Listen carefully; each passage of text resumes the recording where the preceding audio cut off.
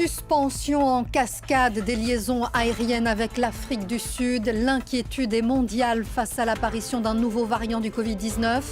L'Agence européenne de la santé juge très élevé le risque de propagation d'Omicron. Un cas a déjà été identifié en Europe. Après le dossier sur la pêche, le sort des migrants alimente les tensions entre Paris et Londres. Boris Johnson demande à la France de reprendre les migrants. Colère d'Emmanuel Macron. La ministre de l'Intérieur britannique est persona non grata ce dimanche. Une invasion de l'Ukraine par la Russie est-elle imminente? Le président ukrainien s'inquiète de dizaines de milliers de soldats russes massés à la frontière. Il dit même redouter un coup d'État. L'OTAN a mis en garde Moscou qui dément. Bonjour à tous et bienvenue si vous nous rejoignez sur France 24. Après les États-Unis ou la France, le Brésil a lui aussi annoncé ces dernières heures suspendre ses liaisons aériennes avec plusieurs États d'Afrique australe. En cause, l'apparition d'un nouveau variant baptisé Omicron. Il est très contagieux et le nombre de mutations inquiète tout particulièrement les scientifiques. Il pourrait résister au vaccin. Une trentaine de cas a pour l'instant été recensés dans plusieurs États. Bilal Tarabeh. Pour beaucoup, c'est un départ en catastrophe. Got the news about 4 o'clock this morning that the UK's red-listed South Africa again. 6 in the morning we find out that there's a possibility to get back. So we've got the last 2 seats. Depuis l'annonce jeudi de la découverte du variant du Covid-19 Omicron, la liste des pays qui interdisent les vols en provenance d'Afrique du Sud ne fait que s'allonger. Le Royaume-Uni dès jeudi, les États-Unis, le Canada, la France ou encore Singapour. Des restrictions qui tombent très mal, c'est le début de l'été austral en Afrique du Sud, c'est-à-dire la haute saison touristique dans le pays le plus visité d'Afrique subsaharienne. Already I've let go the 2 ladies which I work with them. Now that there's a cancellation of flight, which means there will be no more tourists, so we are going to close. Paysages de savane, éléphants, canyons, forêts. Le tourisme en Afrique du Sud représentait presque un emploi sur 10 avant la pandémie. We had a full December booked with tours for the first time. Small hotel owners and B&B owners saying everyone's cancelled. Just really, really bad news. Le gouvernement sud-africain dénonce des mesures draconiennes contre le pays. Many of the countries which have come with this kind of draconian reaction are themselves battling with a fourth wave.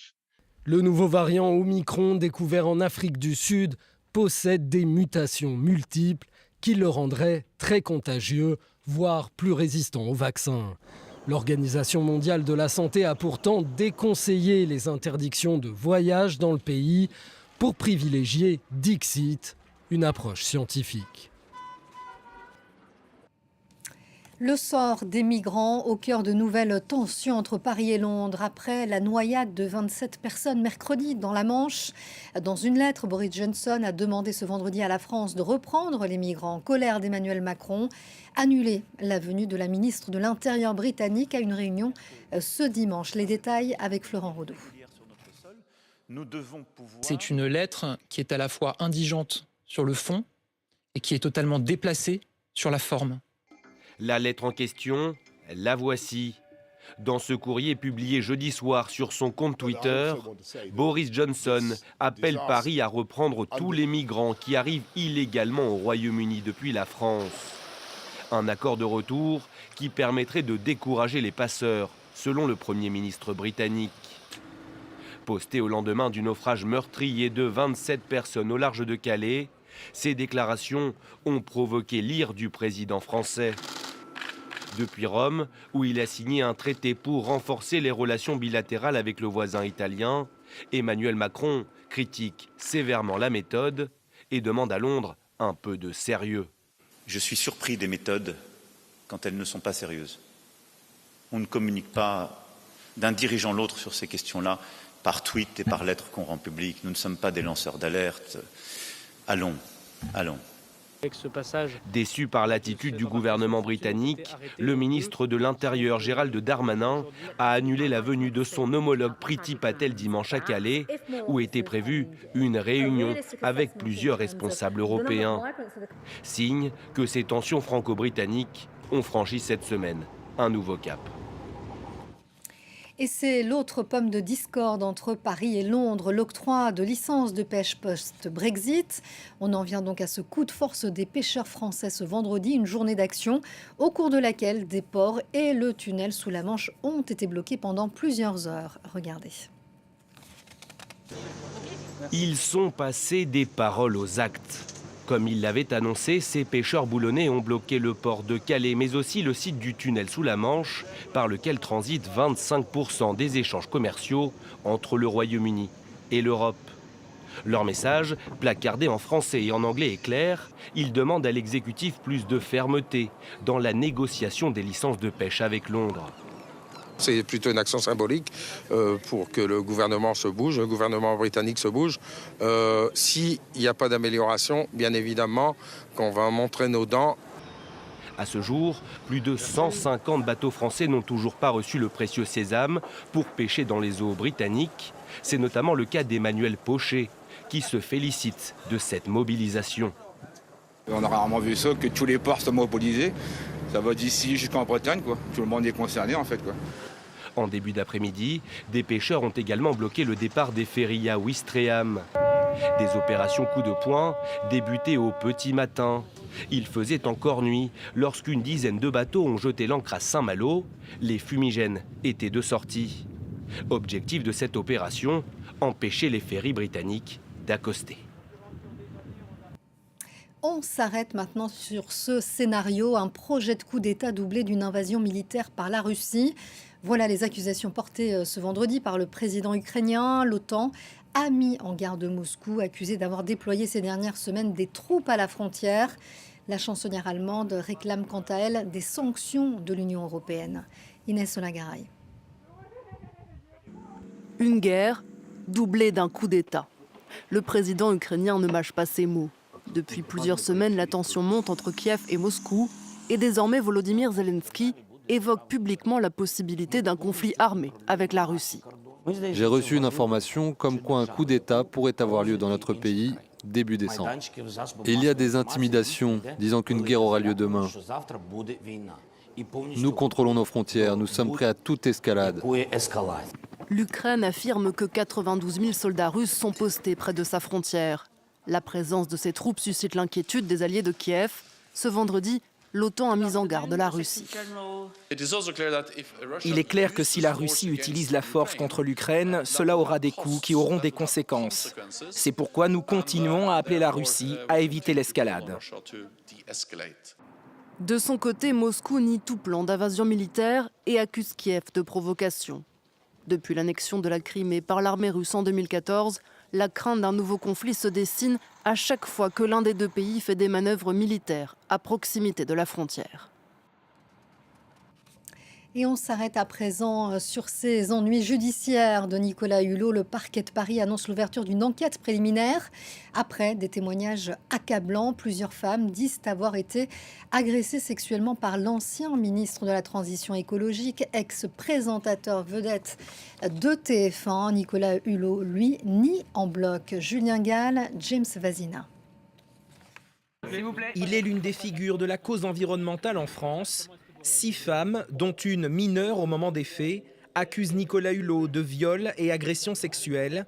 Parmi ses accusatrices, une salariée d'une grande chaîne de télévision, une actrice ou une ex-collègue de travail. Toutes accusent Nicolas Hulot d'avoir profité de sa position pour abuser d'elle à l'époque. Face à ces allégations, l'ancien présentateur d'Ushuaïa a annoncé se retirer définitivement de la vie publique après avoir confié son écœurement. Son avocat met en avant la prescription des faits. On donne l'illusion de la justice. Aujourd'hui, bien sous la pression d'un phénomène social, au demeurant tout à fait légitime, de la parole des femmes, on dit bien que ça soit prescrit et qu'on sait qu'il n'y aura pas de procès, on ouvre quand même une enquête. Au début du mandat d'Emmanuel Macron, Nicolas Hulot a été ministre de l'écologie. En désaccord avec plusieurs mesures prises en matière d'environnement, il avait démissionné au bout d'un an. À l'époque, il avait reçu le soutien de ses collègues ministres lorsqu'une plainte pour viol avait été déposée par Pascale Mitterrand, la petite-fille de l'ancien président de la République. L'affaire avait été classée sans suite pour prescription. Concernant les récentes accusations contre Nicolas Hulot, le parquet de Paris a ouvert une enquête préliminaire pour viol et agression sexuelle, pour des faits susceptibles d'avoir été commis à Paris à l'égard d'une victime mineure. Et on en vient à la ruée vers les promos, impossible d'y échapper sur Internet notamment. Le Black Friday, partout, la promesse de prix sacrifiés pendant plusieurs jours après Thanksgiving, car c'est une tradition qui nous vient des États-Unis. Alors les Américains vont-ils céder à la fièvre dépensière cette année? La réponse avec Fanny Allard, Mathieu Mabin pour France 24.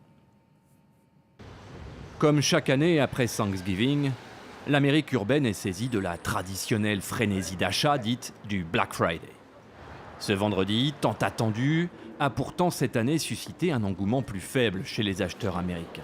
Definitely being more careful about how much we spend because of inflation. Yes. Things are more expensive and we're looking for sales. A lot of people are really tightening their belts this year because of inflation, yeah. It's just hard, you know, with like a lot of people in like real estate and stuff like that are having a hard time, people in retail.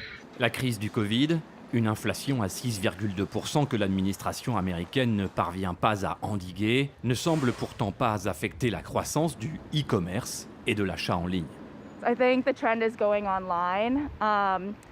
I would say most people like to go online shopping just because it's more easy and comfortable.